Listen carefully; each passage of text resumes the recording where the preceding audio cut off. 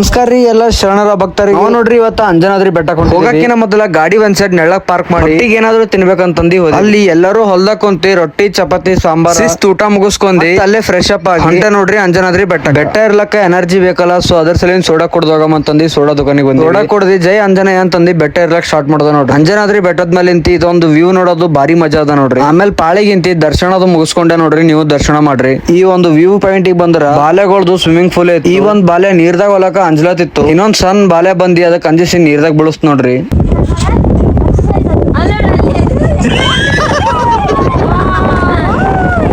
ಇದೊಂದ್ ವ್ಯೂ ನೋಡ್ರಿ ಎಷ್ಟ್ ಬರಿ ಅದ. ಆಮೇಲೆ ಸೀದಾ ನಾವ್ ಹೊಂಟ ನೋಡ್ರಿ ತಳಗ ಹೋಗ್ಬೇಕಾದ್ರ ಇದೆಲ್ಲಾ ನೋಡ್ತೀನಿ ಅಂತ ನಾನು ಕನಸ್ದಾಗ ಅದು ಬೇರೆ ಏನೋ ಅಲ್ಲ, ನೀರೊಳಗ ಒಂದು ಹಾವು ಬಂದಿತ್ತು. ಆ ಒಂದು ಹಾವು ನೋಡಿ ನನಗರೆ ಮೈದಾಗ ಗೂಸ್ ಬಂಪ್ಸ್. ಆಮೇಲೆ ಸೋಡಾ ದುಕಾನಿಗೆ ಬಂದ್ ಇನ್ನೊಂದ್ ಸೋಡಾ ಗಟಗಟ ಅಂತ ಕುಡ್ದೆ ನೋಡ್ರಿ. ಸೊ ಈ ವ್ಲಾಗ್ ನ ಎಲ್ಲಿಗೆ ಮುಗಿಸ್ತೀನಿ. ಇಷ್ಟ ಆಗಿದ್ರೆ ಲೈಕ್ ಶೇರ್ ಕಮೆಂಟ್ ಮಾಡೋದನ್ನ ಮರಿಬೇಡ್ರಿ. Thank you.